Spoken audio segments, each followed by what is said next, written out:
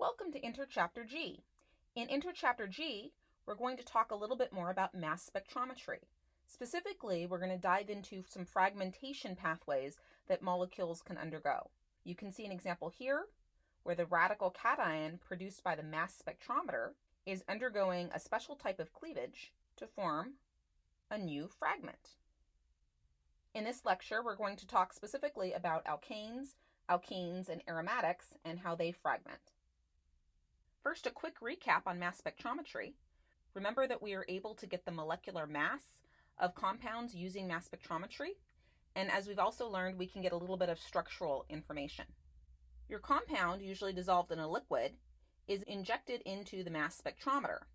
There's a heater in the mass spectrometer that converts the molecule into the gas phase, and then the gas is hit with an electron beam.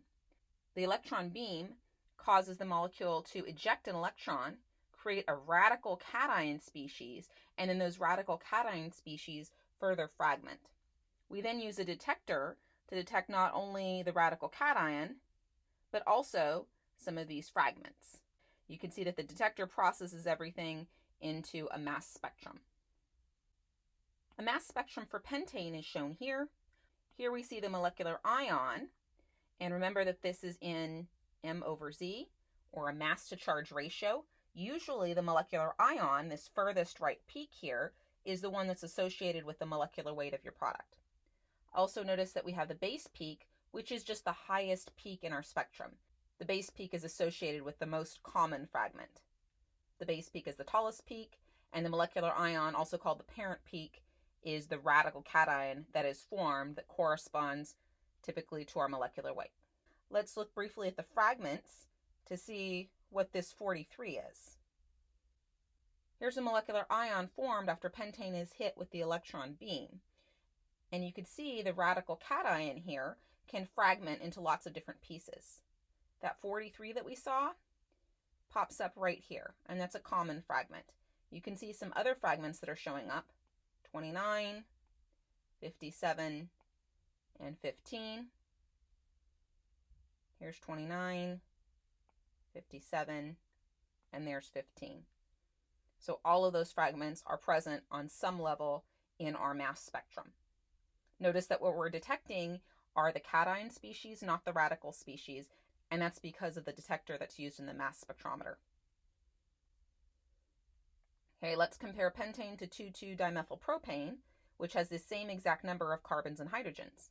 You can see the radical cation for 2,2-dimethylpropane right here, and it's going to form this tertiary carbocation, which has a mass to charge ratio of 57. If we go back to the mass spectrum of pentane, we see that the 57 peak is very small. And for 2,2-dimethylpropane, that 57 peak would be huge and would be the base peak. Okay, now let's look at hexane. Hexane here we can see has a molecular ion of 86. The base peak for hexane is shown here at 57. Let's compare to 2-methylpentane, which has the same number of carbons and hydrogens. You'll see that the mass to charge ratio is also 86, but the base peak is 43. So for hexane, we had a base peak of 57. And for 2-methylpentane, we have a base peak of 43. Another thing to note is that the molecular ion for 2-methylpentane is much smaller than the molecular ion peak for hexane. So let's talk a little bit about why this is. Here's hexane, and when it forms the radical cation, it cleaves and forms butyl cation and ethyl radical. Whereas for 2-methylpentane, the radical cation is going to cleave to form isopropyl cation, which is much more stable than butyl cation, a primary carbocation. The secondary carbocation has the mass to charge ratio of 43. So this is the one that we're seeing as the base peak for 2-methylpentane. Again, here's that 43 peak, and that corresponds to a cation that is secondary. In hexane, the base peak is corresponding to a primary carbocation. So it's not significantly bigger than all of the other peaks over here, because those are also corresponding to primary carbocations. Another thing that we see is that the molecular ion peak can disappear if you have stable carbocation fragments. So for example, here in 2,2-dimethylbutane, you're going to get a tertiary carbocation as one of your fragments. This fragment corresponds to 57, which you can see is a very large peak right here. This carbocation is so stable that we can see our molecular ion peak almost completely disappearing. Now let's look at some alkenes. We have 2-hexene here, which has a mass to charge ratio of 84 and a base peak of 55. Let's see what's going on with that base peak of 55.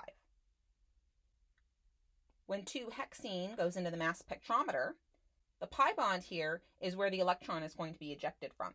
So this is the radical cation that is formed. This radical cation can then undergo cleavage, where the radical over here forms a pi bond. So that gives us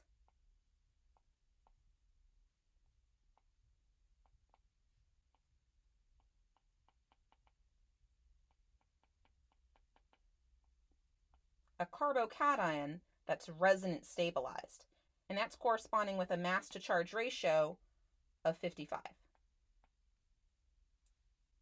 And here's that peak here at 55.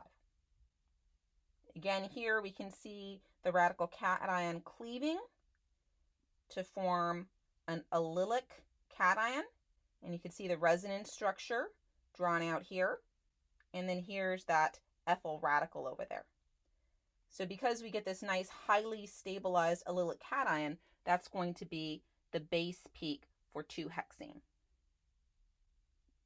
Now let's take a look at butylbenzene. Butylbenzene has a molecular ion of 134, and then it has this base peak at 91. Well, what's happening at 91? This corresponds to something similar that we just saw in our last example.